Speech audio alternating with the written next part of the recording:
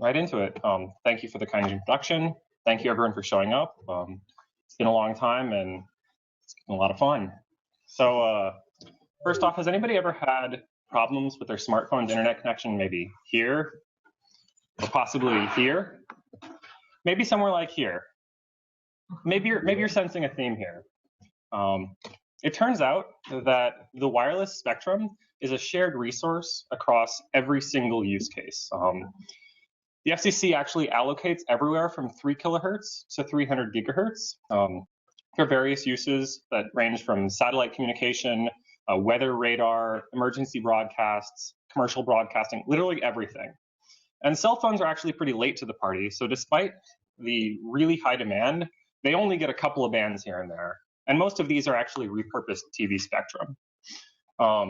And so while there's a terrible shortage, it turns out that not all of the licenses are used all the time. Not every radio station actually broadcasts. Not every TV station is operational all the time. And emergency broadcasts only actually happen when there are emergencies. Recent studies have shown that even in the most densely populated urban environments, up to 90% of the spectrum is unused at any given time. So we really want to figure out a way to better use the spectrum that we have available. And we want to do dynamic spectrum allocation. And hopefully we want to do that through cognitive radio. Cognitive radio is the idea that we can actually build devices that continuously sense the spectrum and are aware of other operators. We can build devices that dynamically operate over wide frequency ranges. And we can build devices that adaptively adjust their spectrum utilization based on the use case that they're intended for. So if you combine all of these features into a single device, you can build a spectrum-aware device that opportunistically hops in and out of vacancies in the spectrum to do a much better job of using the entire resource. And so if we're trying to build a cognitive radio, we sort of assemble a wish list of features that we want. Very definitely we want really, really fast spectrum sensing because we need to know where all of the other users are so that we can avoid them. Likewise, we need to be very flexible so we can take advantage of those spectrum holes. We want to operate on a wide frequency range. We want to be able to have dynamic bandwidth so that depending on how big the holes are, we can squeeze in or take up more as the case allows. And we want to do carry aggregation. So when we don't have enough space for what we're trying to do, we can use multiple holes and put them all together. But on top of that, we also need this cognitive radio to have reasonable performance metrics from a general radio perspective. We need to have blocker rejection, we need to have sensitivity, and we need to have good linearity so that it can actually be competitive with what we already have. And it turns out that there are new compressive sensing architectures that have all of these features. And I'm going to get into that later. But before I do, I want to take a step back and sort of build up to that with just a general overview of how radio works. So every radio has an antenna. The antenna's purpose is to convert the wireless waves, so the waves in the air, into voltage signals that can be used by the electronics. Next to that antenna, there will be what's called a VCO, a voltage controlled oscillator. Its job is to take an input voltage signal and generate a sinusoid of some sort, some specific frequency. In the frequency domain, that will just be that, or time domain, that will be just a sinusoid. And because it's just a specific frequency, in the frequency domain, you'll see a spike or a delta function, and it'll be 0 everywhere else. So to combine those, we use what's called a mixer, which effectively is a time domain multiplier. Time domain multiplication is particularly useful because in the frequency domain, that can be interpreted as a frequency domain translation. So whatever frequency we have in the input spectrum that corresponds to the frequency of our VCO, that frequency will be shifted to 0 frequency or baseband. And that's, in our radio, the one that we really care about. So looking at just this simple topology, we already have the main building blocks, and we can draw a really good analogy to a radio that everyone should be familiar with, that being the stereo in your car. So our input spectrum might be the various different radio channels, 94.3, 97.5, whatever. And your VCO, that's your actual radio knob. So as you rotate that knob, different bands get shifted to baseband. And since that's the one you care about, that's the one you're going to hear from your speakers. Now, I've mentioned that it's the baseband frequency that we care about, and it's actually the last two blocks in the circuit that justifies this assertion.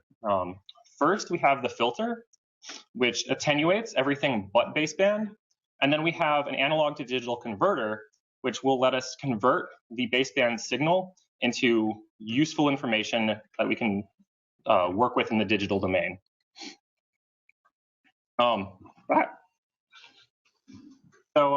This radio architecture is very, very prolific. It's been around for almost possibly over 100 years. Tom will be able to tell you better than I.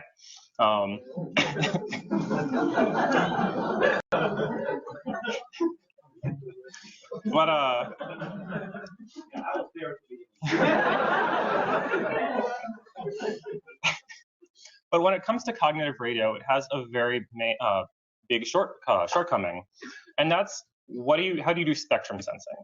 Just like in your car, if you rent a car in a city that you're unfamiliar with and you're trying to find the classic radio station, you're kind of stuck. You have to sit there and hit the seek button very slowly as it progresses through the entire band until you find it. This is slow and annoying for people, and it's slow and annoying for machines too. So what we want to do is we want to remove this scanning feature. And to do so, we're going to introduce the concept of a multi-band radio. Instead of having just a single frequency and mix a single frequency down to baseband, if we use a superposition of sinusoids, we can mix the entire relevant input spectrum down to baseband at the same time. No more tuning, very fast spectrum sensing. So this is what we're trying to do. Now, it might seem very difficult to build a giant series of sinusoids and add them all together, but that's actually really easy to do. And to explain that, I'm going to take a short aside to explain Fourier series. Now, Fourier series is the idea that any periodic function can be decomposed into a set of sinusoids with different weights. Those weights correspond to the Fourier coefficients. And as we take more and more of these sinusoids, we get closer and closer to the intended signal. So here we have a sawtooth with a single sinusoid approximation. As we add more and more sinusoids, we get closer and closer to the original signal. And it turns out in the limit, as you go to infinity, the difference in power between the reconstruction and the periodic signal itself is 0. So good behavior there.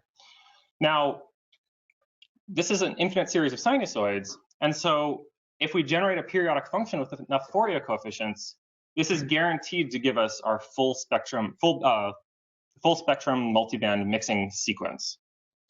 And it's also very easy to build that and guarantee that we get all those Fourier coefficients. The way we do so is with a digital mixing sequence. It's been shown that a mixing sequence that is randomly populated with plus and minus 1 elements has required spectral diversity. And this is very easy to implement with just a digital shift register that loops back on itself. So each of the elements in the shift register will store either a 1 or a 0. And as every clock triggers, it will progress one element down the line. And then the output will loop back on the input. So we'll get the same signal repeated over and over again, seen from the output. Now, this sequence's period separates the band separation of the Fourier coefficients. And the clock frequency sets the point at which the Fourier coefficients roll off and vanish. So if we're building a system based on LTE cell phones, we might have a bandwidth of 1.4 megahertz and a peak frequency of 900 megahertz for the old TV bands.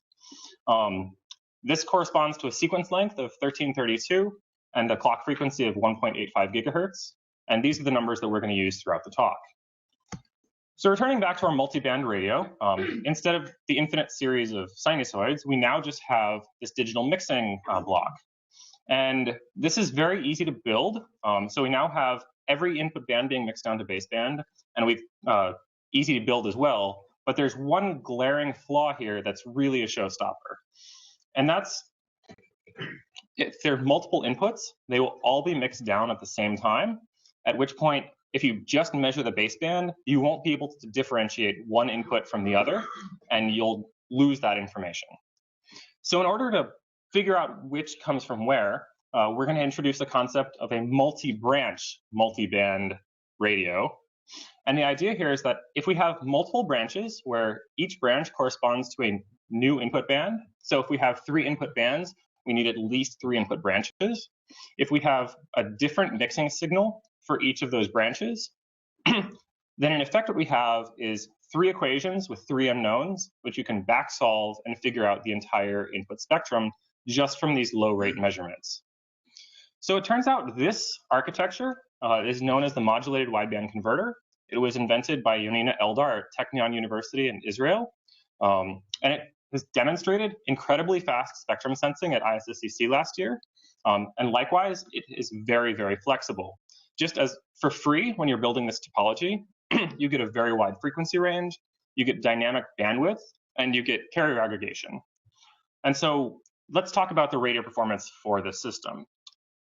Just like when we have multiple inputs that we need to figure out which one's which, if we have a large blocker in the system, this can be a very big problem, especially if that blocker is much higher power than any of the signals that we actually care about. In this system, the blocker will be passed to baseband for the very wide spectrally diverse mixing sequence. And then since it's so much higher power than the input, it will swamp out the filter and the ADC, and we'll have information loss. So this is actually a big problem. Likewise, noise is an issue in the modulated wideband converter, because if we have this very spectrally diverse mixing sequence, we're also mixing background noise from the entire spectrum down to baseband. So that really great spectrum sensor from ISSCC last year, it reported only -68 dBm of sensitivity, where the LTE specs call for -100. So it's a pretty far way to go there as well. So we're going back to our wish list. In this work, we're going to talk about how to get much better blocker rejection, much better sensitivity, and then demonstrate linearity as well. So with that, we get to the outline for the overall talk. We've given some motivation on spectrum scarcity and why everyone should be interested in cognitive radio. And we've given some background building up to the compressive sensing architecture that we're worried about, or interested in, from sort of basic radio topologies. From here on, we're going to introduce a dichotomy between detection and reception in the modulated wideband converter so that we can achieve better performance. And we're going to introduce, talk about 2 different techniques that we use to achieve blocker rejection, that being sequence-based and delay-based. And then we're going to close off the talk with validation data, demonstrating that this radio topology actually performs on par with other recently published work and another recently published work. So we've mentioned that we need a diverse mixing spectrum. And just to hammer home the point, the reason is because this is a perfectly valid input spectrum, and so is this. We don't actually know where the input bands are when we do our sensing, and so we need to cover every single possibility. It has to be everywhere. But when we have reception, this is one of the worst possible sequences to use for the aforementioned reasons that we're mixing blockers and noise. What we really want is a spectrum consisting just of sinusoids in the desired frequency bands and identically 0 everywhere else. In such a case, we're mixing no blockers and no noise from these additional bands, and we have the performance that we're looking for. Now, there's a problem with the ideal mixing spectrum, however. If we look at it in the time domain, this sum of sinusoids is actually a fairly complicated signal, and that's impossible to reproduce with just a plus and minus 1 shift register. And we want to be able to reuse our hardware because we have to pay power and area and cost, literal money costs for it. So we want to be able to just use that. So what we do instead is we introduce the idea of a more practical mixing spectrum, where we still have high power coefficients in all of the desired frequency bands. We do a reasonable job of attenuating all of the background coefficients, but when there's an identified blocker with a very strong power, we drive that harmonic all the way down as far as we can to reject it. Now, with this, we can introduce the figure of merit that we've used for this talk, and that being the single harmonic rejection. It turns out the modulated wideband converter, in the detection algorithm, there's an assumption that it's only working in a sparse environment to begin with.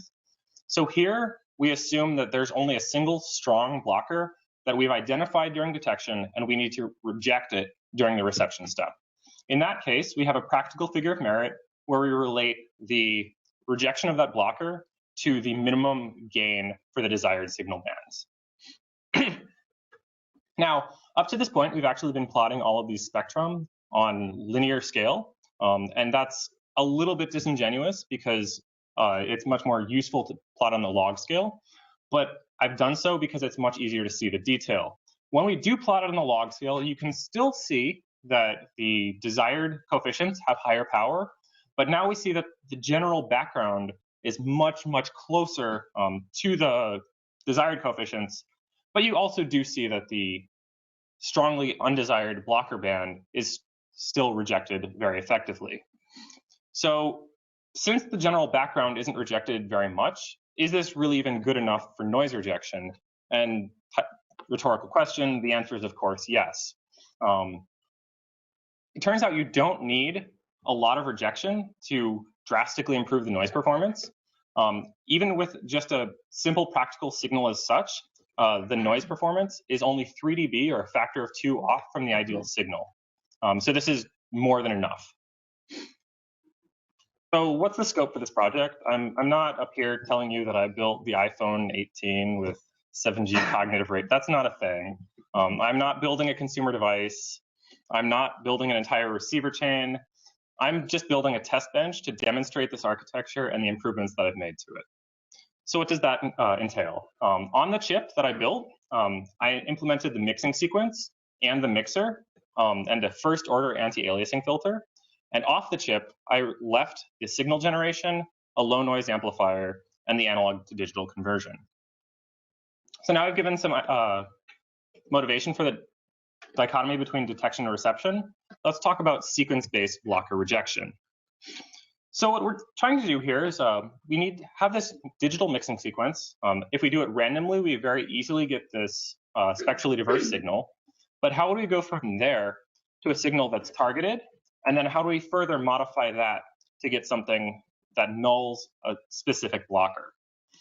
And in order to understand how we do that, we have to look at how the sequence elements affect the Fourier coefficients directly. And they do so through a Fourier transform matrix. So for a sequence indexed by Sj and a set of Fourier coefficients C, we introduce the Fourier transform matrix where each Fij in that matrix represents the contribution of sequence element Sj onto Fourier coefficient Ci. So let's build up a very simple single target mixing sequence.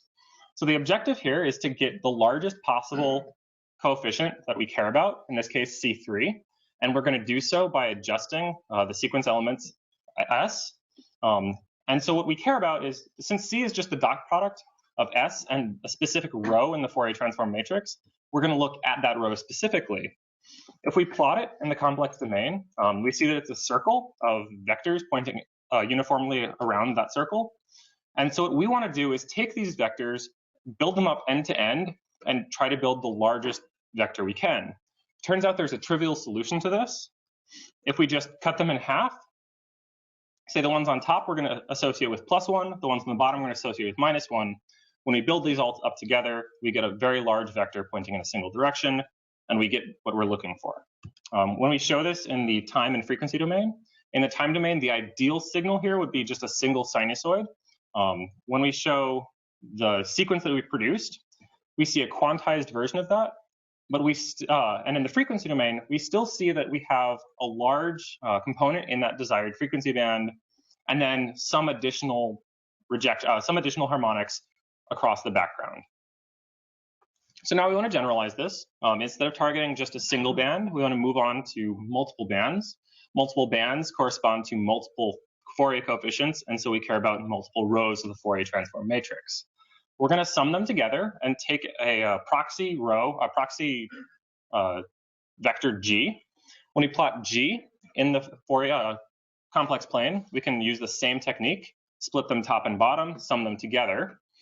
And when we do so, we get similar performance. Just like as before, in the time domain, our sum of sinusoids, it looks like the signal that we produce this way looks like a quantized version thereof. And in the frequency domain, we still target all of the desired bands, but now we have much greater background harmonics. So let's figure out a way to do a better job here. Taking a step back, if we look at this G vector plotted in a complex plane, we're trying to build a large positive up-down vector. We'll realize that these vectors here don't actually help us very much. So if we look at these vectors and plot those for an undesired row in the Fourier transform matrix, we'll see that they actually point in every direction for that row, as opposed to the G row, or the G composite row, where they only point side to side. So these specific Fourier coefficients, or these specific sequence elements, don't contribute to the desired coefficients, but they can and do contribute to the undesired ones. So let's just set them to 0. In this case, we have a slightly better quantization of our ideal mixing sequence. And in the frequency domain, we still have all of the targeted bands as before, but now the background harmonics are slightly reduced. For all this effort, it doesn't really seem worth it until you realize that we actually have we have a new degree of freedom in the system. So as mentioned, these sequence elements that point side to side don't affect the desired coefficients, and they can and do affect the undesired ones. So if we toggle them on a case-by-case basis, we can intelligently choose which ones to toggle, and we can selectively null a specific harmonic. So what we're going to do is we're going to take our 3-level quantized signal and adjust just a small subset of the 0 values. And we're in the frequency domain, we'll see that the spectrum is almost identical. You still have all of the desired harmonics targeted, and the background noise is roughly the same, with the strong notable exception of a single blocker that we've driven almost entirely to 0. So how do we actually build this? We build this with in CMOS with a passive mixer. And so to show how this works, if we want to get a multiplication by 1, we directly connect the input to the output, which, since that's just a multiplication by the number 1. To get multiplication by -1, we cross-couple the input and the output, thus switching the positive and negative terminals, inverting the signal multiplication by -1. To get a multiplication by 0, we flip these switches and disconnect the input from the output. And here we've added 2 additional resistances with the intention of that when we look at the port resistance for this mixer, we hope that the port resistance will be roughly constant for all states of that mixer. So what limits our performance for this sequence-based harmonic rejection? When we have no jitter in the system, when everything is perfect, we still don't have full nulling. We're taking each of these individual toggled sequence elements and trying to null a vector, but there's no reason for us to expect that this will go all the way exactly to 0. There will be some residual, and so we're expecting some imperfect nulling limit. Now, if we don't know exactly when the clock transitions happen, if there's some jitter in the system, then even from period to period, we're not going to have the correct Fourier transform matrix, and our entire system isn't going to work the way we think it will. So as our jitter increases, we're actually going to get degradation in performance as well. For our system, we've estimated around 4 picoseconds of jitter, and from this we estimate about 50.9 dB of single harmonic rejection. So I'm going to take a short break here and discuss some measurements that I've made before jumping into the delay-based. But in order to do so, I want to explain how to read the measurements. So for the input for the measurement system, we're going to send both 2 signals, one in a blocker band and one in a signal band. They'll have equal power, and they'll both be translated to baseband, but one of them will be translated with much higher gain. And so since they have equal power, the difference in the baseband representation of those 2 signals will correspond to our single harmonic rejection. And when we run the system and take the measurements, that's exactly what we see. The difference here we see is 50.3 dB. We expected to see 50.9, which means we're right on target, doing a good job. So that's the sequence-based blocker rejection. Now we're going to talk about the delay-based. So it turns out for any periodic signal, if you delay it by some tau, the nth harmonic is rotated by n omega tau radians, which means that if you choose the delay such that n omega tau is 180 degrees or an odd multiple of pi, then the nth harmonic is just like that, 180 degrees out of phase with the original. And if we sum them together, that harmonic will cancel perfectly, or some close approximation thereof. This is actually a generalization of a technique used for power inverters. Throwing to you on. So if we look at the effect of the delay on the mixer harmonics, it can be seen as a comb filter applied to those harmonics. And we have 2 degrees of freedom in designing our delay. We have k, which multiple of pi, and n, the harmonic. So we choose n based on which harmonic we want to cancel, and we're left with k.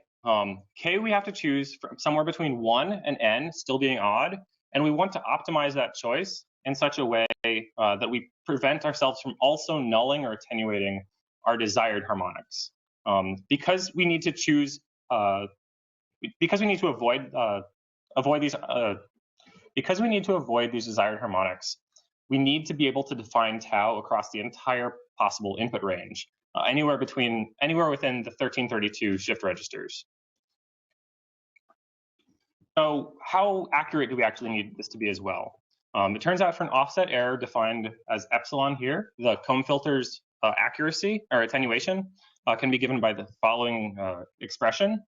And the takeaway here is that in the worst case, if we're trying to null the 650th harmonic, which corresponds to 900 megahertz, if we want 50 dB of attenuation, we need within 1 picosecond of accuracy. So how are we going to do this? We need to specify tau across a very wide range with a very high accuracy. We're going to use a coarse and a fine digital to delay conversions. To do coarse digital to delay conversion, we're going to copy our entire shift register, so it's saving the exact same data, but we're going to have it with a different at a different place in the same sequence. This will allow us to shift the one register relative to the other by some integer number of clock cycles, drastically reducing the demands of the fine digital to delay conversion. To do that, to do the fine conversion, we're going to add a inverter chain with a series of load capacitances that we can switch in and out. As you switch the load capacitances in and out, whenever there's a clock transition passing through these inverters, depending on the presence or non-presence of those load capacitances, the time it takes that transition edge to pass through the inverter chain will change, and we can finally control that at the output or the input of the mixer. Zooming in on that, we built that with a 21 block system that cover a set of small delays and large delays. In toto, they cover the entire 540 picosecond range that we need to cover, and they do so with a great deal of redundancy. Redundancy is important because these delays are actually defined by the inverter drive strength and by, to a very real degree, the parasitic capacitances at all of those nodes. Since we don't know those very accurately, we need to do calibration on the system. So calibration is actually pretty easy to do here. The problem is very well defined. We're trying to make it so that if we have a tone in a blocker band, when we mix it to baseband, we don't see it at all. So all we have to do is generate that tone, send it through our system, sweep through the digital to delay converter codes, and figure out which digital to delay converter codes give us the best performance. So in order to do the entire system, if we want to do online calibration for an M-branch system, we only need M+1 branches to do full online calibration. The algorithm works as follows. If we want to calibrate the first branch, we set the delay in the calibration branch to be identical to that of the first branch. Now that those branches are identical, we can flip a set of calibration switches that switch in the calibration branch for the first branch. And to that first branch, we can now apply our test tone. We'll sweep through the digital delay converter codes, measure the outputs, set them appropriately, and then switch the system back in. From there, we can proceed to the second branch, the third branch, and etc. So likewise, the delay-based single harmonic rejection has a performance limit. At high jitter, we're still limited by inaccuracies in the clock transitions. At low jitter, we're now limited by mismatch in the system. If the two branches don't perfectly cancel, if they're not exactly the same gain in the same phase, then when we sum these two vectors, they won't perfectly cancel. This plot was generated for about a 3% mismatch between the two plots. So if we do our measurements here, we see that we still get harmonic rejection, and in fact, we do better than estimated. So we estimated about 55 dB, and we measured about 59. Before I talk about why that happens, I want to draw your attention to the DDC calibration plot, which demonstrates the absolute necessity of that calibration. If we do a feed-forward estimate based on simulation data, we would estimate our code to be 116 for the minimum. We're actually getting 166, and the difference in performance that we get because of the calibration is 20 dB, which is very significant. So up until now, we've talked about these two systems independently, where we have delay-based and sequence-based. But it turns out because they're independent, we can apply them both to the same system. And if we do so, we actually remove the low jitter performance limit, or at least severely attenuate it. Because what happens is if you have a sequence-based system with a much smaller harmonic, if you have mismatch applied to that, 3% of a smaller number is an even smaller number. So if we do look at the measurements here, what we'll see is that our sequence-based harmonic rejection, even across a set of different chips, is very close to our estimate, but our delay-based and our composite measurement is not accurate. We actually did better than we estimated. And this is actually not impossible to explain. My hypothesis is that I actually just had an overly conservative estimate for the jitter. If instead of 4 picoseconds of jitter, we assume we have 2.6 picoseconds of jitter, then our performance numbers, our measured numbers, and our estimated numbers line up very closely. So now we've talked about both sequence-based and delay-based rejection. Let's talk about how well this works in a general system.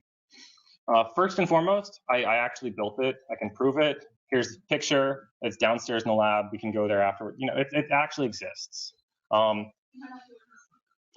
You might need a microscope, but we have a few of those too. So on the chip, with the microscope, you can see the anti-aliasing filter, the mixer, and I've cordoned off the locations where you would see the shift registers and the digital to delay converters. You can see that there are 5 branches on the system, and the entire chip is 2 by 2. Now, I've talked about how the digital to delay converter works, and I've talked about how the mixer works, but the anti-aliasing filter and the shift register are actually a larger fraction of the chip, so I'm going to take some time to mention those as well. The shift registers are very large. There are, in fact, 20 of them on the chip. For 5 branches, there are 5 branches. Each one of those needs 2 shift registers for the signal, because with 3 different levels, you need 2 bits to describe it, or something greater than 1. It's like 1.59, whatever. But then you also need a delayed copy.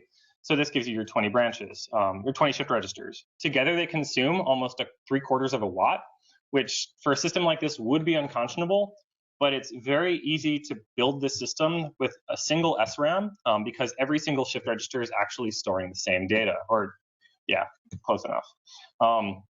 Every single shift register is storing the same data. So that would, in future work, that would drastically reduce the power. We didn't do that here because shift registers are much easier to debug. So for the transimpedance amplifier, if we zoom in on that block itself, I built just a simple 2-stage amplifier.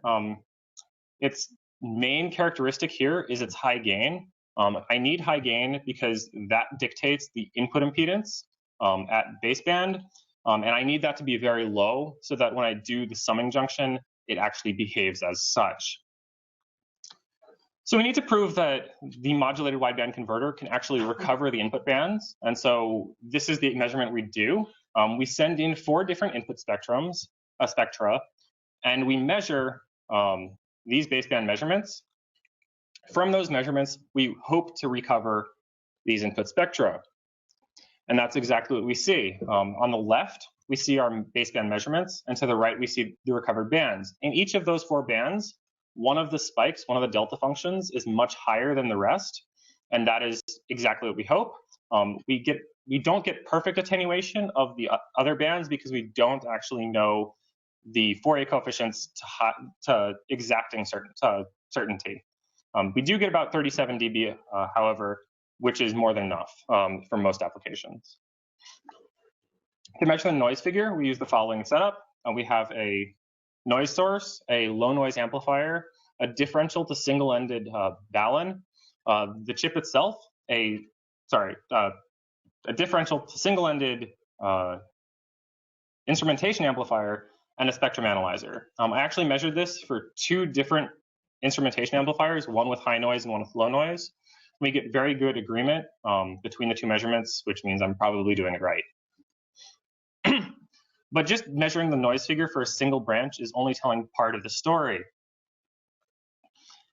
Because we have 4 branches measuring the exact same signal 4 times, and in each of those branches we have independent noise, we should get noise averaging between those 2 systems.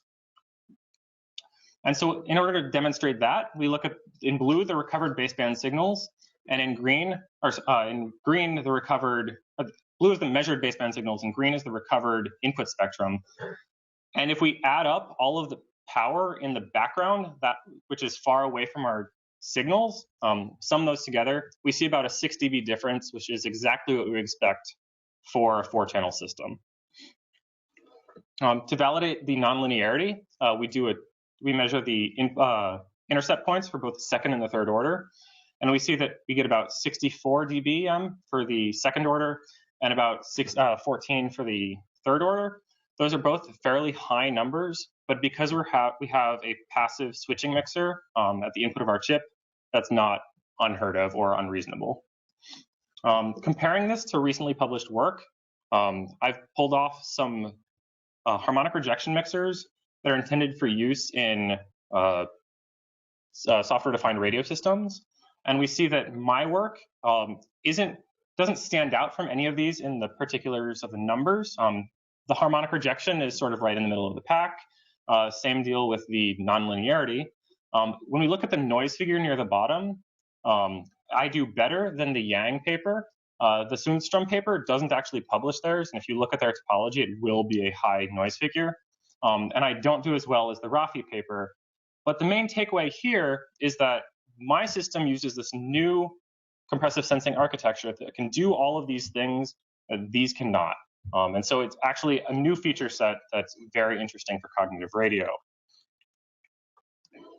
So if we, from here, back calculate receiver specifications, if we use a hypothetical LNA and a series of cascading relations, we can calculate the sensitivity for our device and the maximum allowable input power, which we calculate to be almost negative 100 dBm and negative 20 dBm respectively.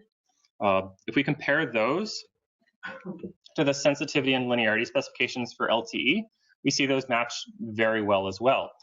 So we're doing pretty good. Of note here, this is a utterly fantastic LNA. Credit where credit is due. So cutting back to our cognitive radio wish list, we see that we've presented a architecture that gives fast spectrum sensing, high flexibility, and with these improvements also gives good radio receiver performance. And so summarizing my contributions, I've introduced a distinction between detection and reception that allows all of these performance improvements. I've achieved 62 dB of blocker rejection at a noise figure of 31 dB, which is comparable to many recently published papers.